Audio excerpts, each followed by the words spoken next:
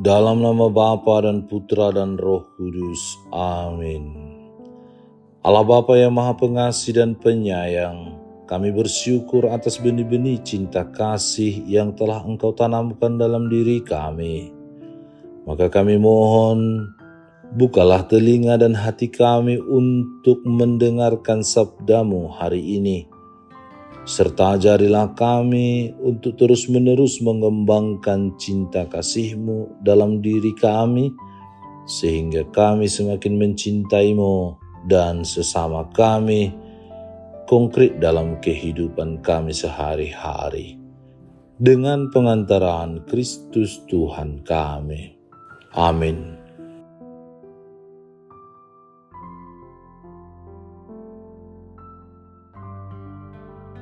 Tuhan bersamamu dan bersama rohmu. Inilah Injil suci menurut Matius, dimuliakanlah Tuhan. Pada suatu hari, Yesus melihat seorang yang bernama Matius duduk di rumah cukai. Yesus berkata kepadanya, "Ikutlah aku." Maka berdirilah Matius lalu mengikut dia. Kemudian ketika Yesus makan di rumah Matius, datanglah banyak pemungut cukai dan orang berdosa dan makan bersama-sama dengan dia dan murid-muridnya. Pada waktu orang Farisi melihat hal itu, berkatalah mereka kepada murid-murid Yesus, "Mengapa gurumu makan bersama-sama dengan pemungut cukai dan orang berdosa?" Yesus mendengarnya dan berkata, "Bukan orang sehat yang memerlukan tabib, tetapi orang sakit. Jadi pergilah dan pelajarilah arti firman ini. Yang ku kehendaki ialah belas kasihan dan bukan persembahan. Karena aku datang bukan untuk memanggil orang benar, melainkan orang berdosa." Demikianlah sabda Tuhan. Terpujilah Kristus. Saudara-saudari terkasih, kita mungkin sering berada pada posisi di mana orang-orang di sekitar kita langsung bereaksi setelah kita melakukan kesalahan. Namun mereka menjadi canggung ketika kita melakukan sesuatu yang baik dan benar. Situasi ini sudah sewajarnya kita alami karena kecenderungan kebanyakan orang dan termasuk kita. Tak lain tak mungkin menilai orang lain terbatas pada kesalahan dan kekurangan yang dimilikinya.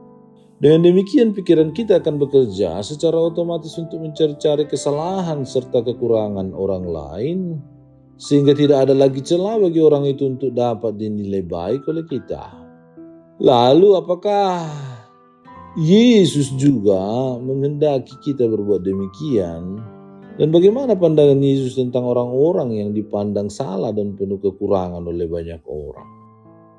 Bacaan Injil hari ini, orang-orang Farisi berusaha mempersalahkan tindakan Yesus yang memilih makan dan berkumpul bersama para pemungut cukai yang dipandang sebagai orang berdosa oleh masyarakat Yahudi kala itu.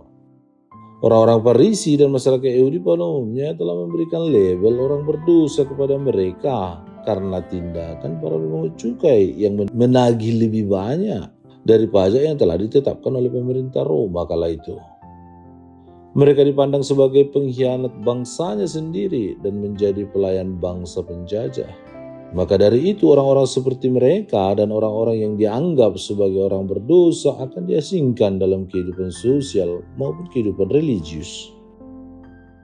Keterasingan dari kehidupan sosial dan religius yang dialami oleh para pemungut cukai inilah yang menjadi alasan bagi Yesus untuk mendekati mereka. Yesus memang cenderung berusaha menjadi teman bagi mereka yang diasingkan dan sekaligus memenuhi kebutuhan rohani dan spiritual yang selama ini tidak mereka dapatkan. Yesus datang bukan untuk menghukum orang-orang berdosa dan orang-orang yang mengalami sakit dan penyakit sesuai hukum nenek moyang mereka. Yesus datang justru mau mengampuni orang-orang berdosa dan menyembuhkan orang-orang sakit. Ia datang sebagai tabib untuk menyembuhkan, bukan sebagai hakim yang menjatuhkan hukuman terhadap mereka yang dipandang salah dan berdosa. Sebagai seorang tabib, sudah selayaknya Yesus datang untuk mencari orang yang sakit.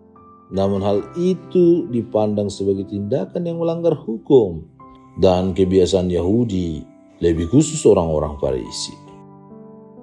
Saudara-saudari yang terkasih, dalam kehidupan sehari-hari, kita lebih sering berperan sebagai apa? Sebagai orang-orang Farisi yang menghakimi, menilai, dan menjatuhkan hukuman atas kesalahan orang lain atau kepada orang yang berdosa.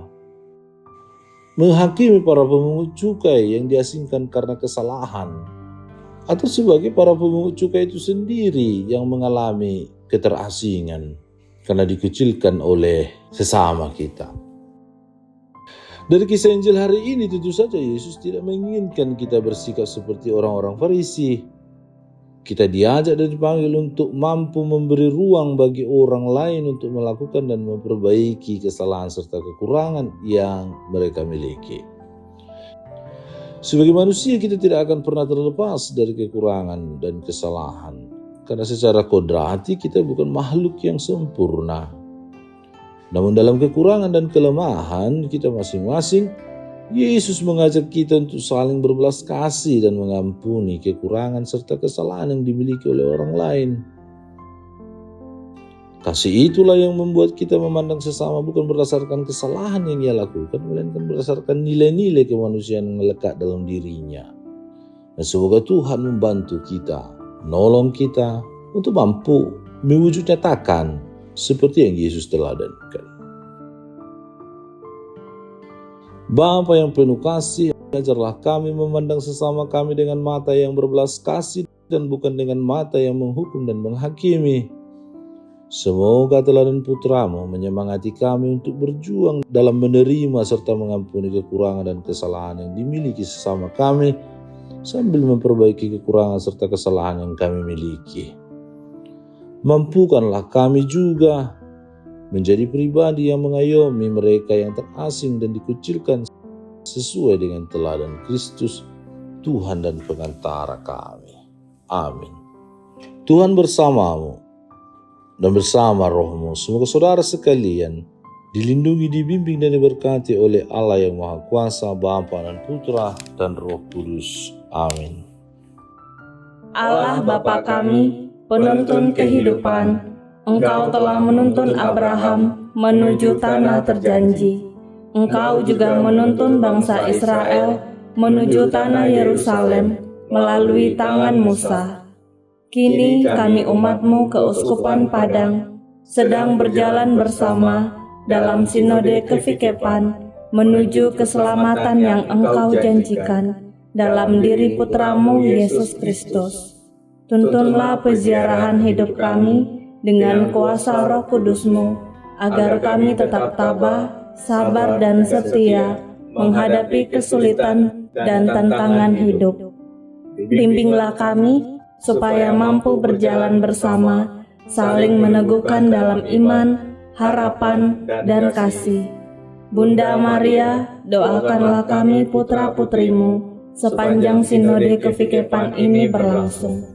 Ya Bapa, Engkau kami sembah dan muliakan, kini dan sepanjang masa. Amin.